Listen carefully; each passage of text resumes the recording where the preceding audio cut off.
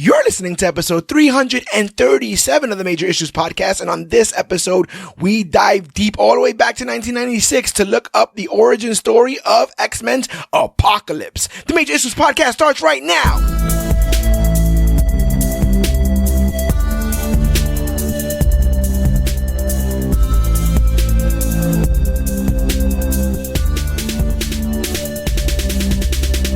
Hello, everybody out there in comic book land. My name is George Serrano, aka The Don, and if you're listening to this or you're watching this, you can only be here for one reason, and that's a brand new episode of the Major Issues Podcast, brought to you each and every week by ComicBookClique.com. And as always, I am never alone. Sir, if you could please introduce yourself.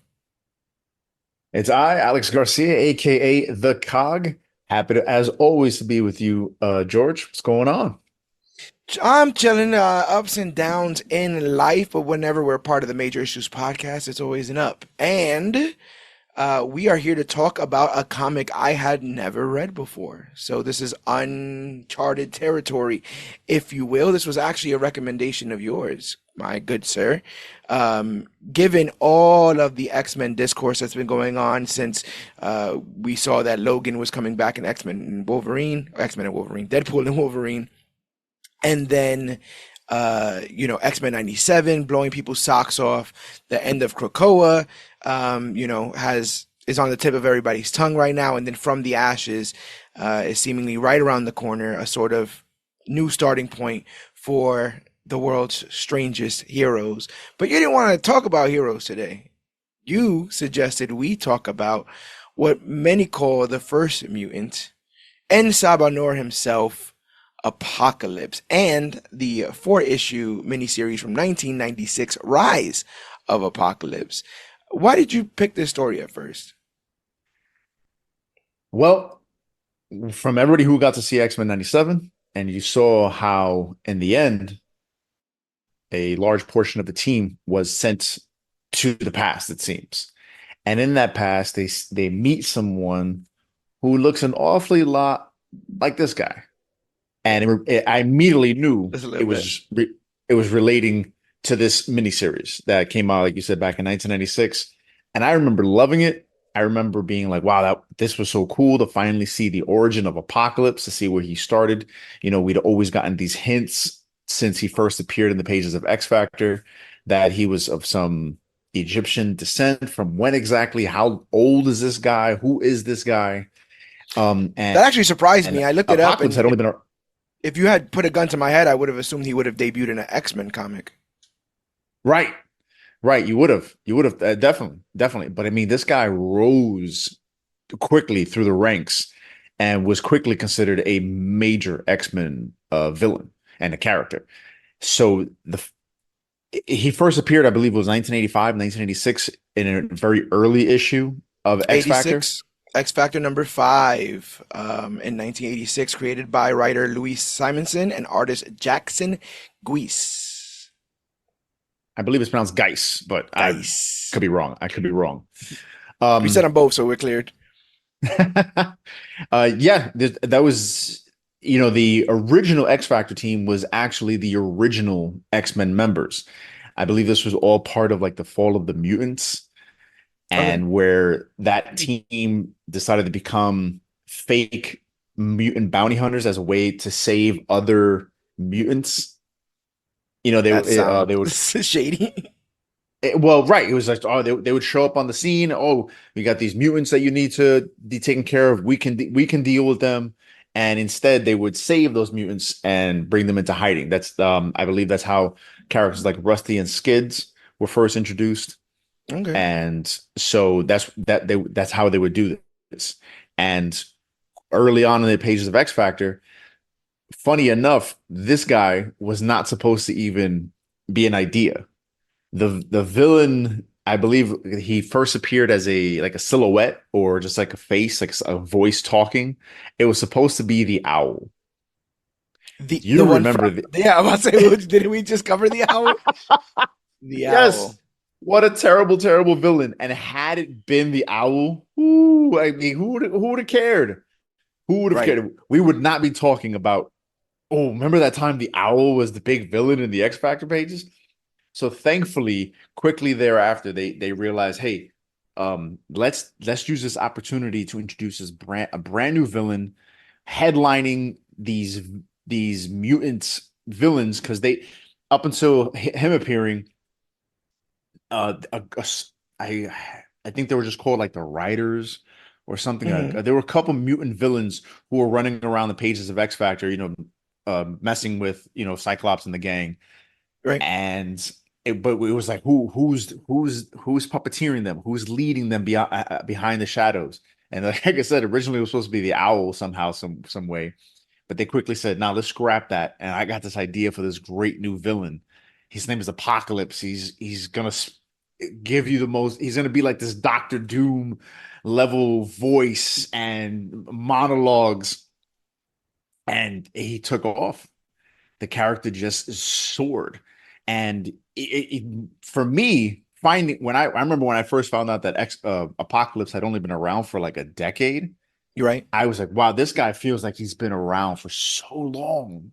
Yeah. So the fact that we finally get, it was 10 years, it wasn't that long, but 10 years later after his debut, we're starting to kind of piece together all these fractions of his origin because from his first appearance till this and even afterwards they kept so much going.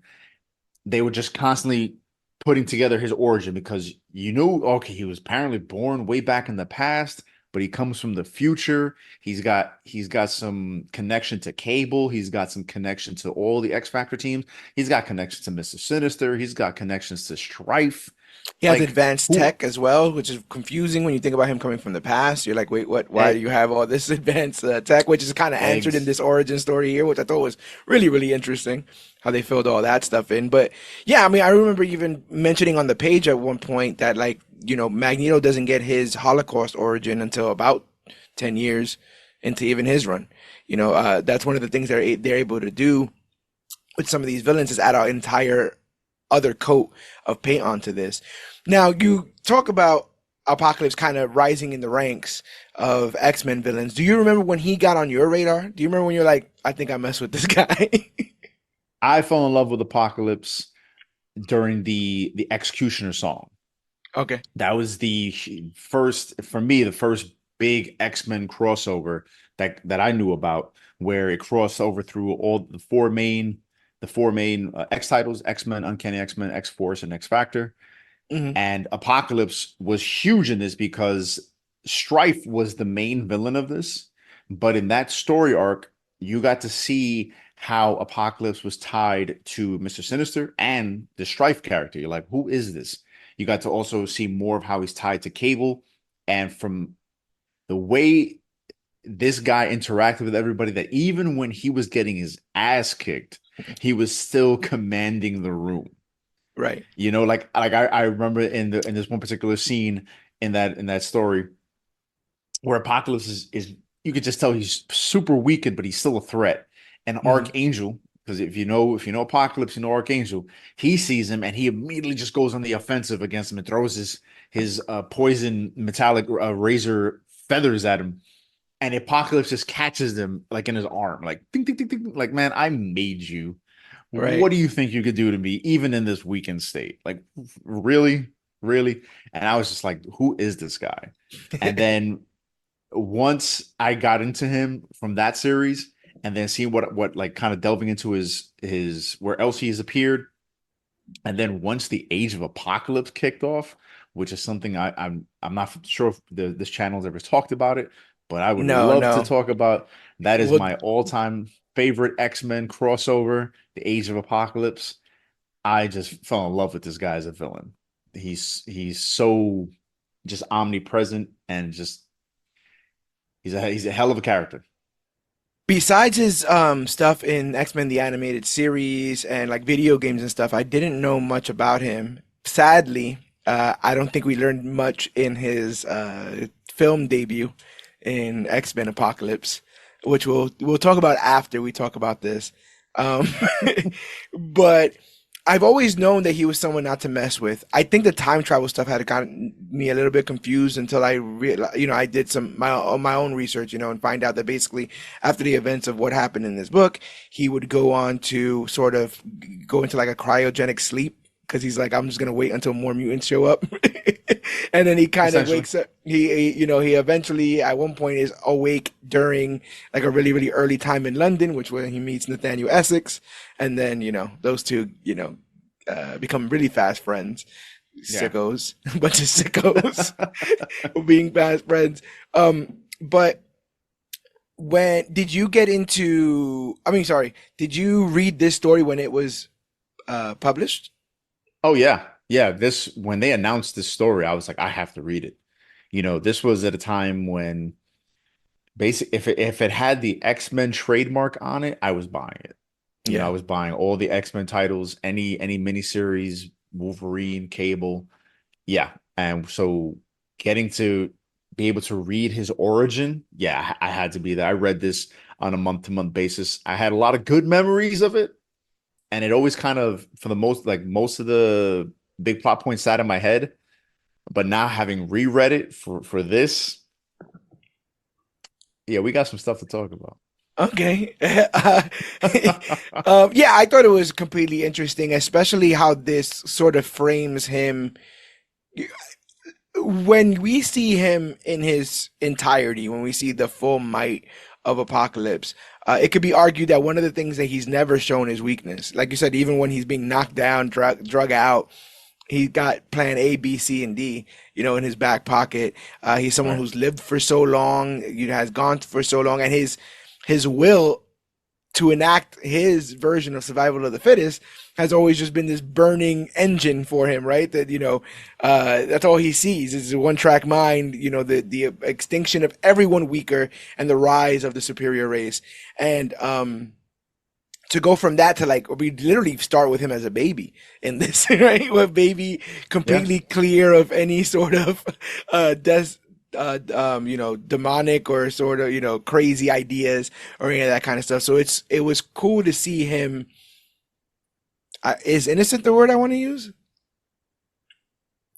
I mean, I would say there was a level of innocence because Yeah, even at some points in this, when he's knocked down and he just the way I like hearing him constantly refer to in such an endearing way to one of the characters, I was like, wow, like I forgot about this.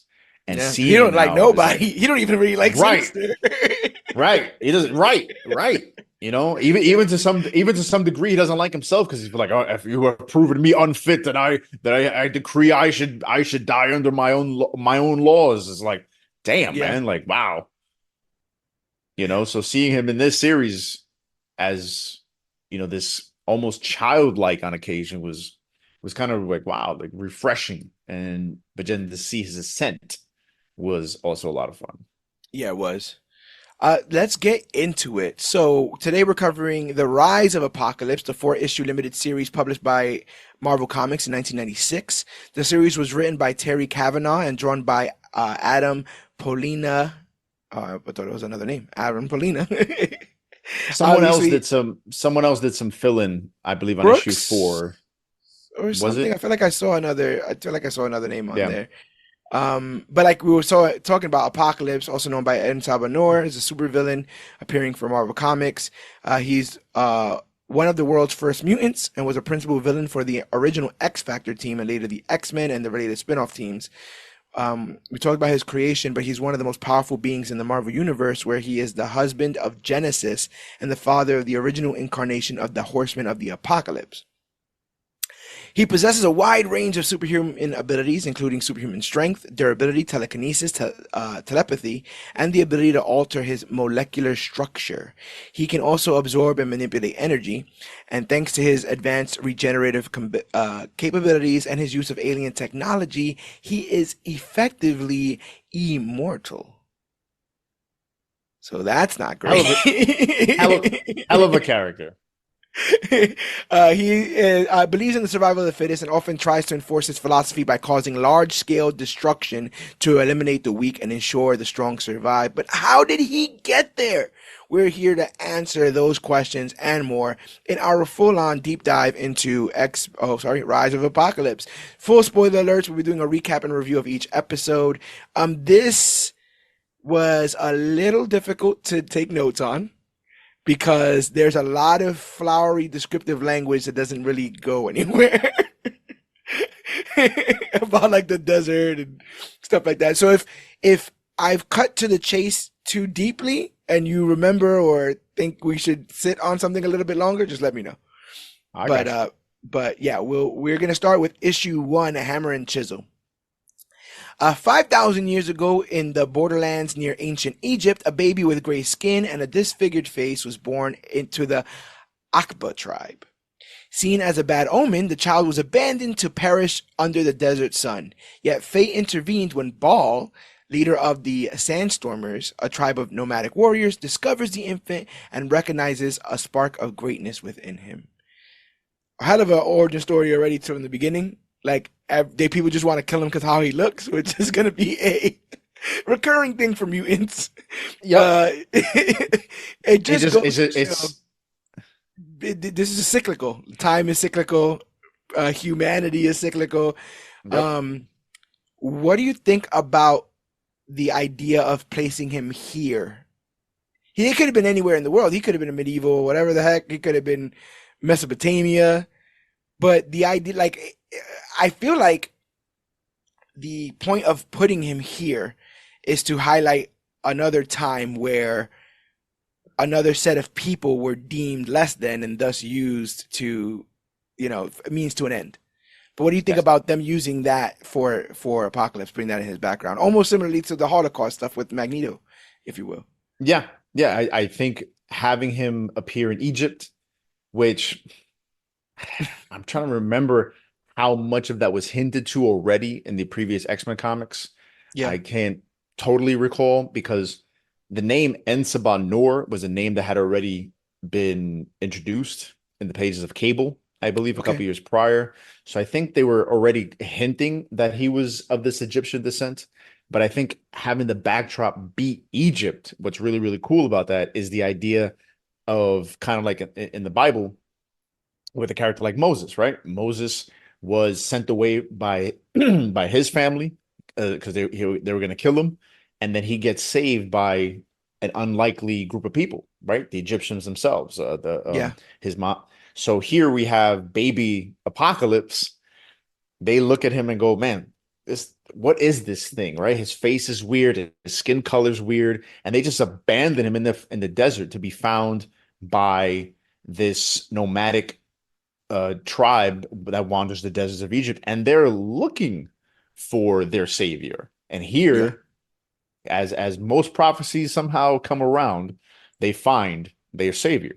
And I really that is one aspect I like, especially considering we're going to see quickly Apocalypse is being taught his the whole idea of survival of the fittest and only the strong survive because he had to. And what was cool was even his savior says that oh look at it, this child should have died already, but here he is sunburnt in the sands Yeah. awaiting a savior, waiting for someone to save him. So I really like that. I really like that because he's not somebody who was born with a silver spoon in his mouth. This is a guy from birth had to claw his way to figure out, hey, how am I going to survive?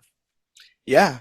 And you talk about like having the blueprint, right? The blueprint for subjugation is is like this royal Egyptian, pharaoh, literally erect monuments in my name, you weaker people, right? I will use you to spread my legend is quite literally what pharaohs did time and time again. And the fact that Hmm. he's seeing this, it's almost writing the map for him as to Right, what will become of him in the future. So I think that's really cool. And again, like it's so cruel the idea that he was just left to die in one of the most right, harshest regions of the entire world. Um, and what a little bit of kindness does, because ultimately, right. Ball taking him in changes the course of his life. and where he goes from here. And the history Because of the Marvel universe. yeah, yeah. Because nearly 20 years later, word has reached Pharaoh Ramatut. Popped for that. I was like, I know who that is now. I didn't know who it was before, but I get who it is now. Did you remember that from the jump? Oh yeah. Yeah, Yeah. I mean, that was I remember this series being advertised as, hey, you're gonna recognize this character, and also the eventual big guest star we're gonna get in this book later on. That was a big crux. I remember when this book was being advertised and pushed. So I was like, oh yeah, it's that's the fun part about the Marvel universe, is always seeing how all these little cogs yeah, come together, and it's the acknowledgement of previous works and continuity is always fun in comics. So yeah. seeing Ramatut, who we'll get into him in a bit, seeing the later characters show up, seeing how Apocalypse has always been, since 5,000 years ago, this integral part of the Marvel universe history, was so much fun to see it come alive on these pages. Yeah, they Marvel has a lot of, whether you consider them immortal or long living characters. So it always stands to reason that they would kind of rub shoulders or bump into each other at some point in Right. the grand scheme of things. And I like when that happens. Like I like when you we followed younger Thor in the earlier stuff, right? And he's like Fing Fang Foom and all that Mhm. kind of stuff there. And it's like, Yep. well, yeah, that would totally make sense there. It makes sense. So through his advisor logos of Logos. logos, he gets Ramatut gets informed about a young outsider named En Sabanor. This enigmatic figure possessed remarkable strength of body and will, traits that had drawn the pharaoh's attention for years. Determined to harness En Sabanor's potential, Ramatut dispatched Logos and his top general Ozymandias. I'm not a big history buff, but I know he's he's in history.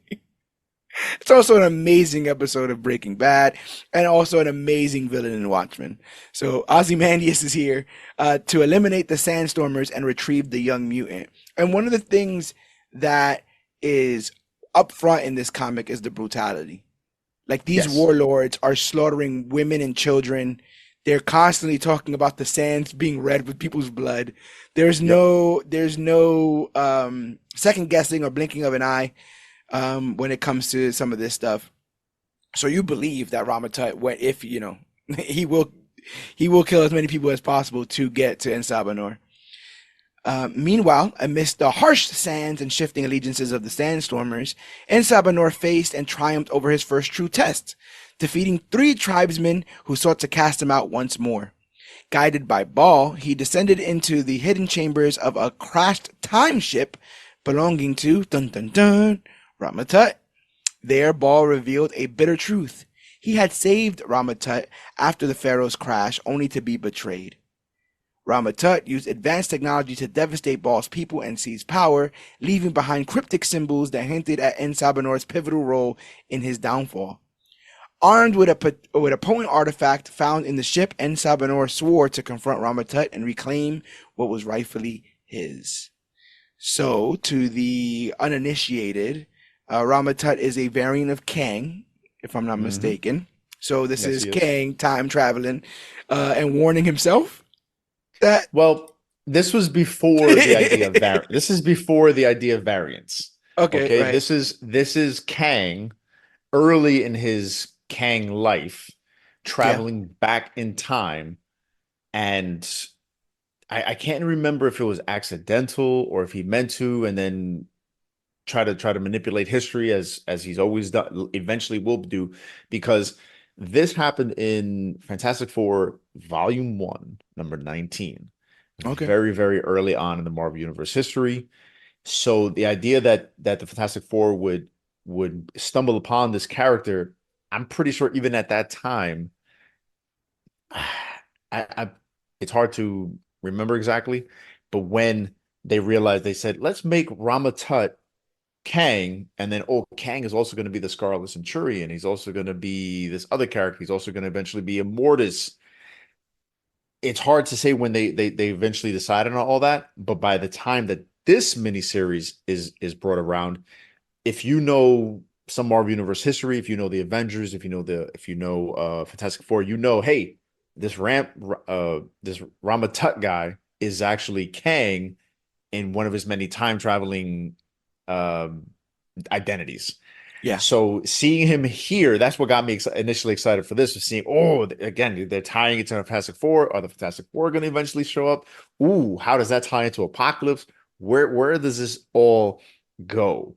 So Right. this was very exciting to see like how Apocalypse would factor into his origin, because Ramatut does discuss, and that's the reason why he even starts to go after him. He's like, hey, a legendary being that I know of, because I'm from way in the future, comes from this time, and I'm going to eventually want to make him my puppet, or at the very least get rid of him because he's super powerful and I can't have him disrupting my plans here.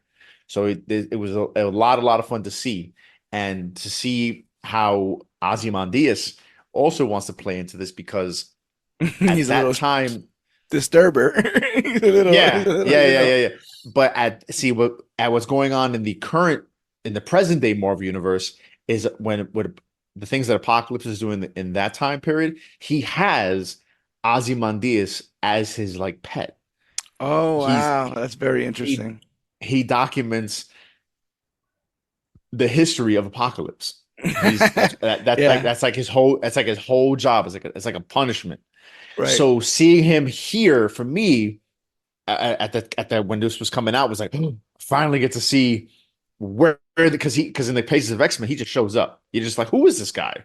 Who's this guy that's just like constantly just waning on about, oh, Apocalypse and Sabanur, the end of times, the writers of the story. Like, okay, what are you talking about?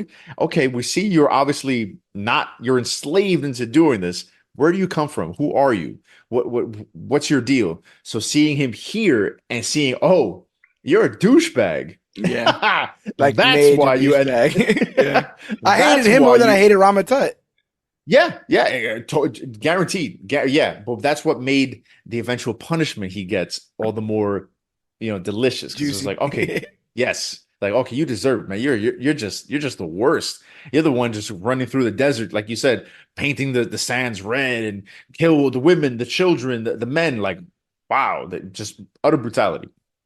So seeing this character show up here was like, all right, and now I finally get to see how it is you end up enslaved. Yeah, let's go down this journey. It's also kind of tropey, but I think the dichotomy works amazing in this story. You know, it's the farm kid on the planet with two sons. It's the kid in the cupboard, right, underneath the Hmm. stairs. You know, it's the least likely person that is destined to be or prophesized to be the savior, or Right, someone that will come about great power and bring about great change. The reason why I think the dichotomy works in here is how low he was as a kid, and you know, I guess as a teenager, young adult, how much they absolutely hated him because he right, can't see, even when, you know, like Ball's like, bro, I'm telling you, like it's you, man, and that's why I got you here, and I got fucking revenge I need because I helped that bastard basically right, get into power. You know, and so you are foretold to be the person that's going to change the sands of time in a lot of ways. right, right, But Apocalypse can't see because all he's ever felt from everybody else except for Ball is hate, is right, disgust. And so he can't see the forest, you know, for the trees because he almost feels like a failure for living, for existing. right. Which is a characterization of the character you'll probably never see again. You Yeah, know? right. Yeah, Yeah. yeah. This is probably the only time you ever look at Apocalypse and go, "Oh," Yeah, right. like, Yeah, exactly. I feel Exactly. bad for him. I mean, one thing I love is going back to that fight they put him through, which is again embedding that whole idea of survival of the fittest. He has to take on three warriors who are armed, and he has to fight them unarmed. And what made me crack up is initially in that fight, he immediately grabs the dirt, and it just made me think of that character Oh yeah. from from King of from the Hill? King of the Hill. This is just like was it pocket dirt? Pocket sand, pocket sand. Pocket sand. Yeah, And he throws it that's in what the I thought. dude's face. I'm like, that's what he did, right? He just Yeah, Mr. Food. He just Mr. Fuji'd, freaking yeah. all his enemies here. It just Uh, goes, man. It's a timeless tactic. It goes back for everybody does it. yeah, It just I had to put the book down and laugh my ass off because I could just imagine that dude just pocket dirt, yeah. it was so funny. But yeah, He, he wins that fight. He takes these guys out. He's merciless in the way he's accepting that, hey, this is the way things are. And yeah, like you said, even though he wins and he earns what should be like the bar mitzvah, so to speak, yeah. I am now a man, you must respect me. They're still looking at him like, nah, man, you look Right, weird, you are weird. The only reason we're not killing you is because ball. That's it. exactly. Oh, and you passed this test, but even then we don't accept it. It reminds me of like Roman Reigns, right? It's just Yeah, like how many yeah, we're gonna keep yeah. building Roman up. You guys are gonna love him, man. No, No, no. no, we What still did it don't like take? him. What Roman? When did everybody start loving Roman? When he When he turned had to, heel. when he turned into a jerk, And when so he when turned this into a dude, jerk. when this dude eventually turns around and goes, all right, you die, apocalypse, die. Right, right. It's gonna go full heel. I also like you was just saying, he had to take three men out, but there's no relishing. There's no like he's not enjoying this. This is just matter of fact, is what needs to happen. This is what what I'm saying. This is a rite of passage, if you will. It's not like he picked this fight and he just wants to mess around with people and kill them and show off his strength. He wants to prove to his people, his new people, the Sandstormers, and he definitely wants to prove to Ball that he's worth all this investment, that he's worth, this time. That he was worth not abandoning in the sand. Yeah. Um, to like again to have him in that position of like trying to prove himself to anybody again, that's something he'll never do because he doesn't see anyone's approval in the future, and we'll see how he gets there because he's about to get there soon. But above ground, Ozymandias leads a ruthless assault against the prepared Sandstormers. In a fierce battle, both sides clashed violently until the earth itself rebelled because it gives us a massive cave-in and it swallows soldiers from both armies. Back in his palace, Ramatut remained unperturbed by the chaos. Confident in En-Sabanor's survival and drawn by the prospect of their inevitable confrontation, the pharaoh calmly awaited the moment when destiny would bring him face to face once more. Is that a ego thing? Do you think En-Sabanor was underestimated in this, or is Kang playing 4D chess? Yeah, just definitely underestimating who Apocalypse is, and also, yeah, he in his mind, he's like, yeah, I'm from the future. I know what's gonna happen. I know I'm 10 moves ahead of everybody, Look at even this if it seems gun. like I don't know what's right. You know what I mean? Exactly. Like I got technology that you guys don't even know about. Like you have no idea what I'm doing. So yeah, in his mind, there's no reason he's going to lose, right? This is Yeah, a guy he knows what's coming around. He's taken over the entirety of Egypt in his mind. So for him, it's a no way of losing situation. So even in the worst thing he has to worry about is, how soon is it going to happen? right. And his might has already been proven because he was able to tame, the lawless Egypt with so many warring factions, and so he put an end Right. to all that. And he was like, "Yeah, no," and he basically took over. So I could That's see right. him being completely full of hubris because I mean, no one else has proven to be worth, standing in his way. Next we have Blood of the Father issue 2. Ozymandias manages to crawl forth from the last issue's cave-in, driven by his desire to reclaim the kingdom of Ramatut. That's how badly he wants what he thinks is his namesake. Like he dug his hand out of the rubble. He's like, I will not. My That's name is right. Ozymandias. Damn it. The power of spite, bro. Power of Yeah, spite no. I will mean, do a no, because lot. I mean, this was the guy who was supposed to be in charge, but Yeah. then Ramatut came in and took everything over. So in his mind, he's like, I'm just biding my time. You Yep. know what I mean? I'm trying to, because he He was reminds me of supposed to. Jafar. Yeah, right. Remind me of You, Jafar, where I, he's like, this idiot's in the office or whatever, and I just need a second to stab him in the back, and that's everything will it. be okay. And I'll take over, right? And I think Yeah, that's what he thinks because his mission was to go and kind of covertly find Apocalypse and bring him back. He yeah, runs in and is just like, I know what I'll do. yeah, I'll just kill everybody, right. and that'll ruin whatever plans Ramatut has. Or maybe in the meantime, I'll find something that'll give me an edge over Ramatut because that's what he's thinking. That's what he wants. He wants to take over, right? Yeah, But in all his desires to take over, that also sort of reminds me of Hercules when they're like, "Wait, I thought I sent you guys to go kill him," and he's like, "They're like, uh, like we did, well, we kinda, well, we yeah, almost did. We're yeah, not worthy. yeah." We're not. Basically, you're like, you told me this threat was neutralized. You told me bathed the sands in blood, and it's like, well, I mean, Well, I I guess he mean, survived like that. I thought that there was a cave in. I was the only Yeah, person that crawled out. My right, bad. right. So, Ball, wait, below the surface, in a section of Ramatut's buried time ship, which also suffered collapse due to the cave-in, Ball emerges from the wreckage to find that En Sabanor has been gravely wounded by an enormous piece of rock that has fallen on his chest.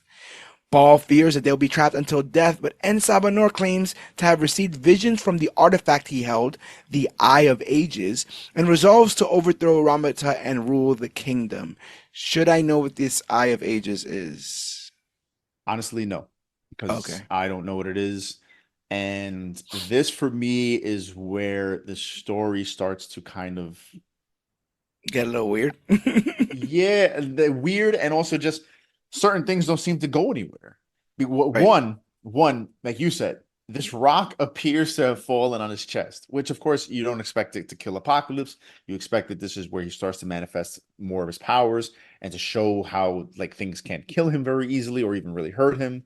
But Mm, what's crazy in this, he's not really using his powers or his strength in this time. How does he no. get out from underneath that rock? I don't know. Because And they make it seem because like sudden doom. Like they make it seem like his ass is gone. and not just that, but like how? Like he doesn't move it. Does in the art it looks like his ball pushing it? Like they just don't do a good job, in my opinion, to show how he gets out from underneath this rock. Because at first it looks like it's on his chest, and then it kind of looks like it's on his arm, and then he has like I think later on he has his arm bandaged up or something. It I was swear, no, I swear, because you said this came out what, week to week, monthly? month. It was yeah over 4 months. Yeah. Okay, so because this came out monthly, some of the issues feel like, that you read that a month ago. You don't remember exactly what happened there. That is sometimes what happens. This is also a fault of I'm sorry. Look, Terry Cavanagh Uh-huh. is not. It was not a. He's not a premier writer. You Right, know, at the time, the X-Men did not have the greatest writers during this time. What the right. writers were doing, though, were producing high octane, fun stories like this story. This story has a lot of action and grit to it, and oh man, look at all these cool moments. Yeah, But this is not Warren Ellis. This is not Jonathan Hickman. Chris This is Claremont. not Chris Claremont. Yeah, this is way after the Chris Claremont time. This is when you got. I mean, except for Peter. No, shoot, yeah, Every because you know all the image guys just left not too all the long image guys ago. have just left. I mean, I think I'm sorry. You think at the time you had Peter David writing Mhm. X Factor, but Right. besides that, the other writers and excuse my disrespect if that's what it is, but as like some of those names I love, like Scott Lobdell, love Scott Lobdell. I remember loving his Uncanny X-Men to death, but they were not writing the best stories in my opinion. Especially when you go back and read them now, you kind of look at them and go, yeah, this is not that great. Guys Yeah. like Fabian Niscieza, if I'm pronouncing that right, Hmm. these were not. These aren't unless you're an X-Men fan, you don't remember these names. You just don't. Most, Yeah. I guarantee. Have you heard of some of these names I'm throwing at you? Fabian, I have heard of Lobdell. I've heard of, but it's like you said though, and we talk about this all the time. Comics, a lot of the writer's job is to not do anything. right? Like, don't do anything too crazy because Right. then we'll have to answer for it. So you kind of got to keep dribbling the ball. And Right. I see your apology and I double it, but I would add on to it, prove us wrong. If you guys know of a killer 90s X-Men series, a killer couple of issues that tell an Yeah. amazing story, a quintessential X-Men story built in the 90s, especially in the mid 90s like this, we'd love to cover it, you know? But Yeah. I'll Yeah. tell you, like I know of 80s X-Men, the early seven, late 70s X-Men. I know of very early 90s X-Men, right? And then 2000s X-Men. And that Right. middle period is when they're getting licensed for everything under the sun, right? The Right. animated series, the toys, the cards, everything. Ever since Giant Size X-Men. Right. And so they kind of become more of a marketing, like juggernaut and Yep. money making thing. And when that happens, Right. they become kind of the Power Rangers. They fight a villain, he explodes, and then everybody goes back to the mansion. And that's all, Right. that's all people kind of really wanted at the time. Right. So yeah, I completely agree there. But yeah, Yeah. I was like, okay, Eye of Ages. I know no Ultimate Yeah. Nullifier. I know Wands of And Atum. it gives him a vision, but then even in rereading this now and talking to you now, this thing never comes up again. Mm-mm. You know what I No, mean? So it's I like thought it's they like hinted at one point that it was used in the ship, or probably possibly used to power the ship, or possibly used. They were talking about some sort of it orb, but might then it be. all reminds me of the Ant-Man and the Wasp little, the little circle, the little engine, the circle engine thing. So I was like, oh, Oh, okay, right, okay. right. I can hear that. Yes. And then similarly, he crashes and Another then MacGuffin. betrays. He crashes and betrays the first person that he sees. In that, he's like, nah, I got to get back to my time. But uh, oh, did that. Meanwhile, Ozymandias receives a conqueror's welcome for destroying the Sandstormers, though Ramatut considers the mission a failure since he did not return with the boy. So, what do you do in a situation like that? You marry his sister. Ramatut says, oh, by the way, I am going to take your sister and she will be my betrothed. And he takes his sister Nefri Betrothed. as his bride. Ozymandias secretly believes this will work to his own advantage. But I will tell you this. This is the main part of this comic I was not digging. I was not digging like the monologues in the head. I was not digging half a page worth of thought bubbles of like, maybe if she does get with him, I can finally get what I want. Because what I want is to control the kingdom. The kingdom, was always meant to be mine, and mine is like mine and Right. my sister's. And now that my sister is over there with him, and it's like you're just standing there, like in real time. What are you doing? You're just standing Yeah, there, right. Like, yo, what are you doing? yeah, monologuing in his head. Right. Um, and also I don't know. I like the uniqueness of it, but I'm not know if I'm 100% sold on the very skinny Yeah, yeah, the way Egyptians. well, I think that was meant to how do you say I know it's intentional, right? But mimic or copy like the looks in the hieroglyphics, so to speak. And I awesome, yeah, think this artist Adam Polina, I like it so much so that when it goes away in the fourth issue, I'm like, whoa, what is this crap? Like, bring me back the Polina art. But I also had uh some contact with this artist because he had a run on X Force. And I okay, really, really like that. So seeing him do this, I was like, oh, this is cool. But it does take some getting used to, right, especially if you're used to this is, the legendary Joe Madureira apocalypse right here. And then you start to get this, like I said, very exaggerated long faces and long bodies. It is weird. It is yeah, weird. But I think it's meant to or look like hieroglyphics so that you can maybe imagine, oh, that's how they made the yeah. hieroglyphics, you know? I like that. Below ground, Ball and Sabanor wander for weeks through underground passages. Sabanor smashes a wall, revealing the underlying machinery of the time ship.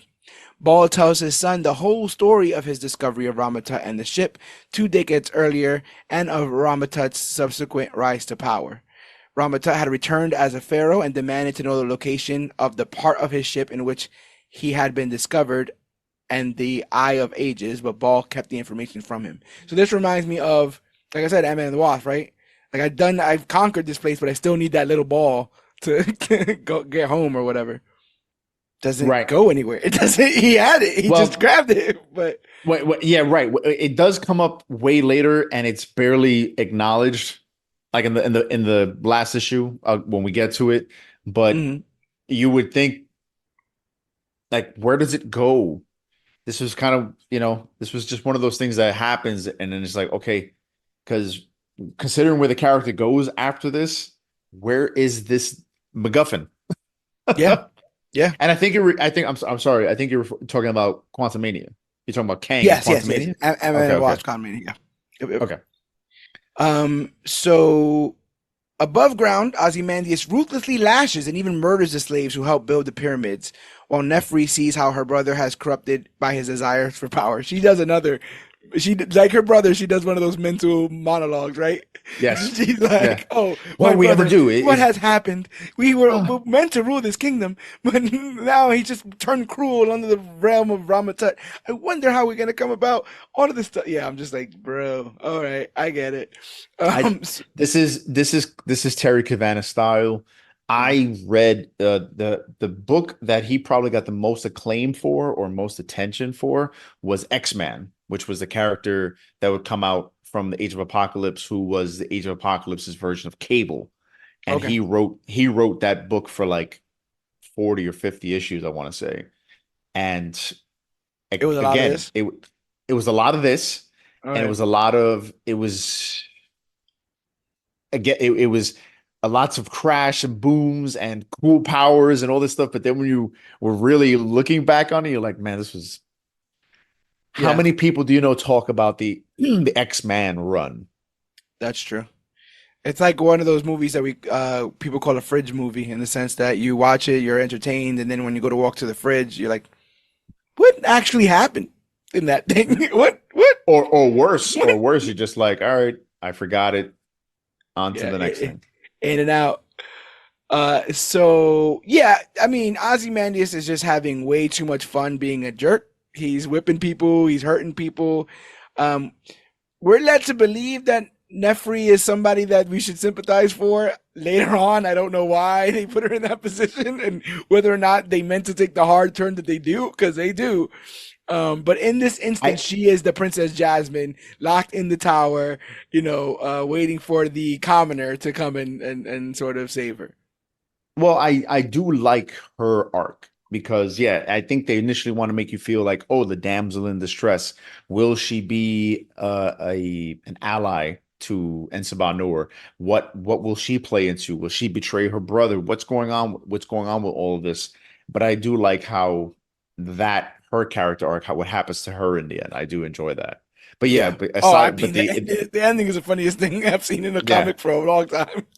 but the inner monologue stuff, yeah, it's definitely like, all right. What's fun in reading this is like a little time capsule of it. This is because I mean, you love the Claremont stuff, right? Most Yeah. people affectionately remember because how many classic stories came about from that. But when you read that and Claremont throws a lot of words on the page, Yeah. if you remember, he does, Oh, and 100%. a lot of people adopted that style. I mean, that kind of even goes back to Stan Lee. Stan Lee used to describe everything, Oh, that everything. that like some of those early stuff is freaking hard, bro. It's because every motive, there's nothing unsaid. Yes, Everything, right.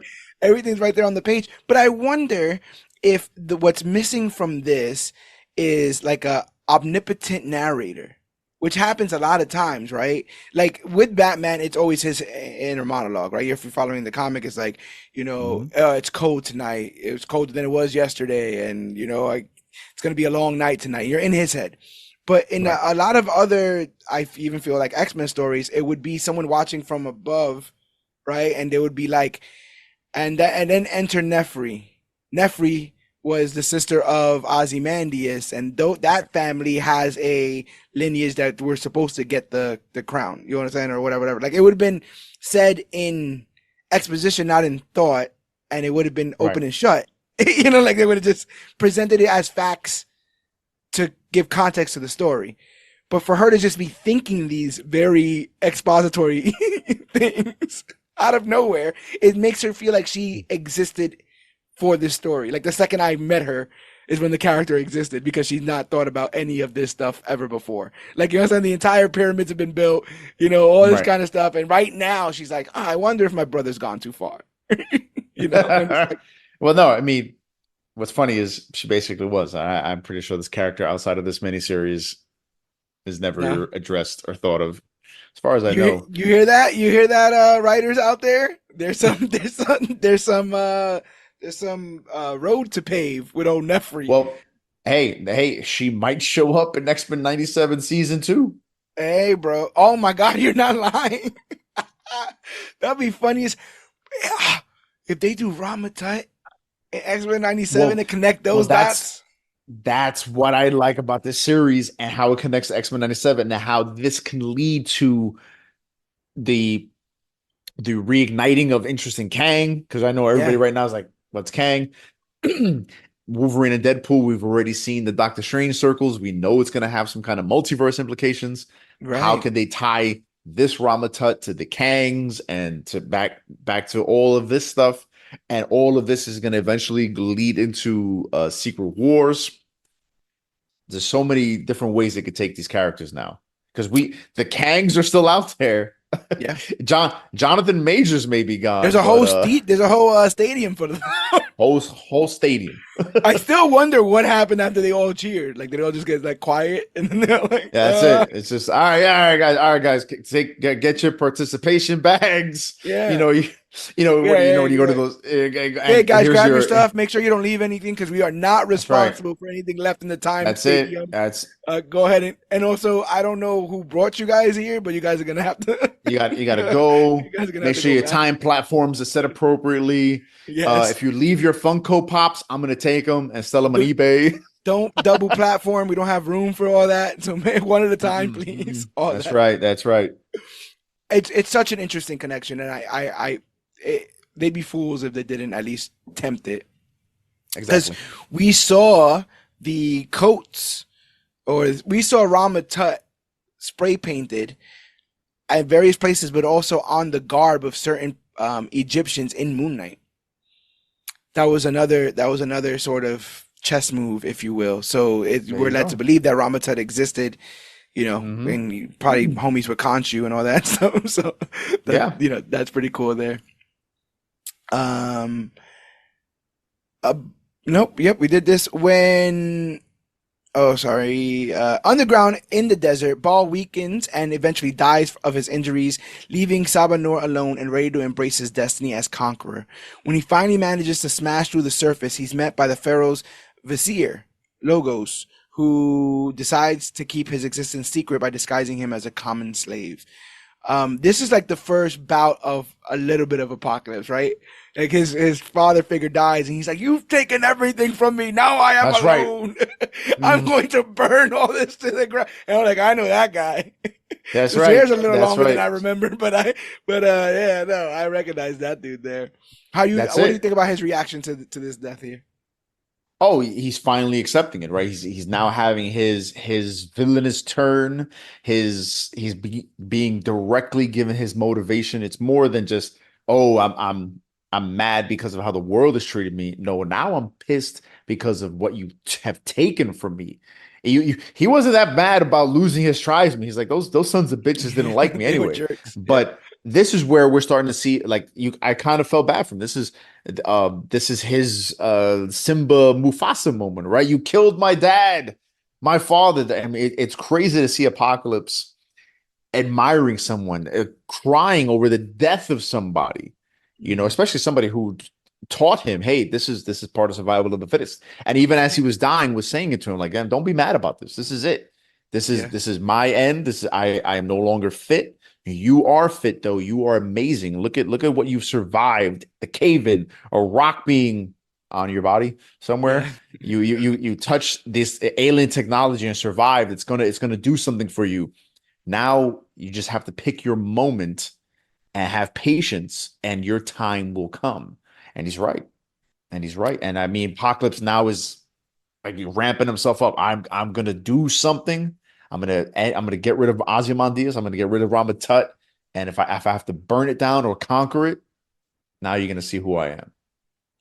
I also think it's interesting that this is a moment in which we get like the real I don't know if confession would be the word, maybe transparency of how alone he truly felt. This is when he basically says like you were the only one to Right. ever show me kindness, to ever, show me I guess a semblance of love maybe. Maybe he didn't say love, but you get what I'm saying? Like Right. um in this moment he truly feels like he has absolutely nobody. Right. And it's something that he quite literally in the future makes henchmen like so like the companionship is not something that he worries about later on, but in this No. instance it's a very relatable feeling. It's a very relatable feeling to feel like it's you now against the world because the person that you cared about the most in this world isn't here anymore. So completely, I completely ride with that. But we already see like, okay, so Logos is gonna be like sneaking him in. Like, what are we doing here now? Like, Yeah. what's this little plan here? What's Logos up to? Because again, he just as much as Ozymandias is tasked with like, you find him, you bring his ass in. We Right. got it. We're gonna And deal with this. and they both kind of have similar motivations. Logos knows like, all right, Ramatut, there's something about this guy. He's not supposed to be in charge. Is it maybe supposed to be this guy? But I think he also knows I definitely don't want it to be Ozymandias. That dude's a warlord. Those He two what? cannot get along. They do not get along. Oh yeah, Not yeah, at all. Now, that's another thing. Like yeah. Logos is lower on the totem pole than Ozymandias, even though he's respected as the vizier, the person that's supposed to be advising. But it's like Ozymandias like go into his office and like kick over a trash can or whatever. Like That's he's just right. like, yeah, he's like, That's hey, right. what up, jerk? He's straight. Like, He's straight up the Rick James in this situation. Like fuck your yeah, couch. 100%, 100%. He's giving him wet I willies don't and shit. respect Like, what? science. What you Yeah, talk about science? Nobody yeah, cares about science. It's all about blood and warlords and stuff. you Get out dork. of here. Yeah, dork. What do the five fingers say to the face? Yeah, he's giving wedgies out, wedgies in Europe, bro. I mean, in Egypt. So the next issue is called Face of the Gods. En Sabanor toils under the scorching sun, laboring on the construction of the Grand Pyramids. His immense strength sets him apart from the other slaves, drawing both awe and resentment. Now, I remind you that the previous issue ended with the Vizier being like, "We are going to hide you." Yeah, right. And then the next issue starts with him being carrying this massive boulder by himself, like no other slave can, and he's just trucking it. I'm like, yeah, I'm making it mad hot. Yeah, I'm making it Right. very hot right now. I'm being inconspicuous. Yeah, just lifting boulders, They'll juggling never know it's boulders, me.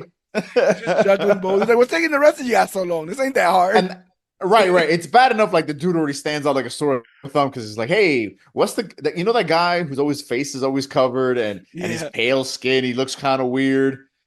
Oh, and he's and also he's carrying new. around He's also and he's brand new. new. He's brand new and he's carrying around 8 tons. He built 3 pyramids by himself last week. Right. He's having a cigarette behind one of them right now. He's about to come back and finish the job. Oh man, I'm so Like, tired. I'm so making it, tired. making them look bad. You understand? He's making these people look bad. Bro, Um, you're gonna make me lose my job, man. you understand? As he contemplates his ambitions to seize power in Europe, Ozymandias, the ruthless overseer, lashes out at him, like quite literally lashes out at him, whips him so hard that he's thrown from the towering pyramid. Then I don't understand what happened, but Yeah. according to what I thought happened, in what seems like a moment of certain death, he experiences a vision bestowed by Isis and is transformed by the radiant light that lifts him into the sky. So this is mysticism meeting science, or this is a near-death experience? What's going on here? I don't know. Honestly, this was kind of like the beginning of the activation of his X gene or Right. another level of his X gene because he's already got the strength. He's already got some high advanced healing factor. Hmm. But now we're starting to see him have flight. and energy manipulation or energy, how do you say, like Absorption? showing absorption or something, and even some level of resurrection because the dude just fell. Like Yeah. they even said it, like this is a fatal He would have fall. died, yeah. And someone's He should watching have him from died. back from the sides. It's just watching him fall Just, down and shit. just But hey, but then he like floats and stuff like that. So it's like, are we to believe that ISIS is imbuing him with powers, or is this like a weird quasi near death experience where he's like I where think he's it's just just a near death realizing? experience. I think this dude Because has they been through a lot. This dude has been through a lot. It's also Egypt. It's hot. He's probably got a little yeah, dehydration. and he's got heat You know, stroke.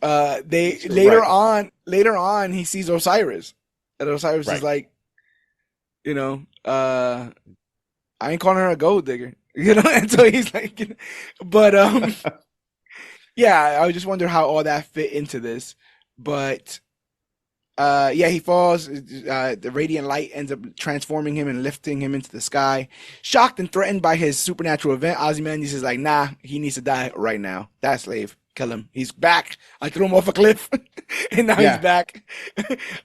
However, their plans are interrupted when they see smoke rising from the pharaoh's camp, signaling a sudden crisis. What the hell could be happening? Hastening who to knows? Who assist, knows? Ozymandias and his troops are taken aback by the arrival of more unexpected visitors, more outsiders. A fantastic group of people. Ooh, The Fantastic Four. before. Did not expect that. That was not in my bingo card. The Fantastic Four here. Is this one of those instances like that episode of The Flash where he goes to Supergirl's world and has a whole episode over there? Like, is there a comic that deals like is that what you're talking about? Is this dealt with in an early comic, the meeting Ramatut, or Oh is yeah, this yeah. In yeah, Fantastic Four number nine, in Fantastic Four number 19, it's one of the early issues of Fantastic Four where they time travel. I forget if it's on purpose or accidentally. They time travel to this time and they yeah, meet him. They meet him there and they kind of find out how he got there and they deal with him. But then they find out years later, oh, Ramatut, you were Kang because Kang showed up in Avengers issue like 8, I think it and he was. still had his And pharaoh then hat on? yeah, right, He's like, right. "Oh, I mean, No, this no. sorry about that." Yeah, I mean, and like I said, I'm trying to remember when in the history of comics that they've realized they said, oh, let's make Kang and Ramatut the same person that's constantly just traveling through time, trying to manipulate time and put himself ahead of things so he can Yeah, conquer not just worlds but time periods as well. Yeah, yeah, it's a fun thing to delve into, and it also, they've kind of already introduced this idea in the MCU by having all those Kangs show up, and you could tell, okay, you're from all over the place, but yet you guys all report to each other because you want to conquer history and the multiverse, which is what Kang eventually becomes known for. So I dug it, and I like that the fact that this series acknowledges that, okay, this is Ramatut, the Fantastic Four. yeah. Because he Fun ends up having stuff. a whole side mission, quest, whatever, that he's going to marry Sue Storm, and we never really see what happens there. And then I literally there's a fight off screen going on at one point where you get like a Yeah, panel of yeah, like some fire and a bit of yeah, rocks yeah. and stuff like that. And I'm like, oh, this had to have taken place somewhere else, like the rest of this. But I always love Yes. when they're able to go back in a story and add more gravitas, if you will, add Yep. more add more to it by adding a whole nother layer of context with this stuff with Apocalypse. I thought that was really cool. No, definitely, definitely. I mean, you can find Fantastic. Well, no, you can find a digital copy of Fantastic Four number 19 rather easily and see what's happening at the same Yeah. time that this is occurring. I think this is a lot of fun and it explains things fairly well. Yeah. The Vizier Logos is both fascinated and troubled by these strange newcomers, while Ramatut himself is perplexed, as there is no record of such individuals from the 20th century appearing in ancient Egypt. He sends Logos to engage with the visitors privately, easily overpowering the Fantastic Four and claiming Sue as his future bride. In the ensuing chaos, Ozymandias seizes the opportunity to imprison Logos, preparing for his own uprising against Ramatut. Meanwhile, weakened by the transformation of his celestial vision, Ensabanur finds refuge within the labyrinth chambers of the main pyramid, aided by Nefri. She harbors hope of restoring ancient traditions and bloodlines, seeking to unveil his hidden potential. Despite her intentions, Ensabanor remains guarded, demanding to be led to the Sphinx. Again, another like Princess Jasmine moment, right? She's like wrapped up in the garb and like ushers him out, gets him in the pyramid and stuff. I just like the fact that in that scene, she's totally trying to seduce him. And he's just they're like, in no bed, woman. right? He's in bed. Yeah. Whatever. Oh yeah, she's yeah. But he's just totally like, no. I'm not gonna be sidetracked by no woman. I got a goal here, and not just that, but you don't want nothing to do with this. That's the other part, man, that breaks my heart. Is he's like, you don't want anything to do with this. She's like, I want everything to do with this. And very late, very soon she'll be like, oh no, you're right. I don't want anything to do with this. Right. Why are you gonna get my man's hopes up, bro? He knew you wasn't about nothing. You could have left it at that. Yep. Anyway, back at the Pharaoh's court, Rama-Tut grows increasingly anxious, demanding to know Ensabanor's whereabouts and suspecting Logos of harboring him. My man's going in full paranoia mode because, again, he doesn't know what's going on, but he knows what the prophecy says. And the longer he goes without knowing where the person that's supposed to bring his down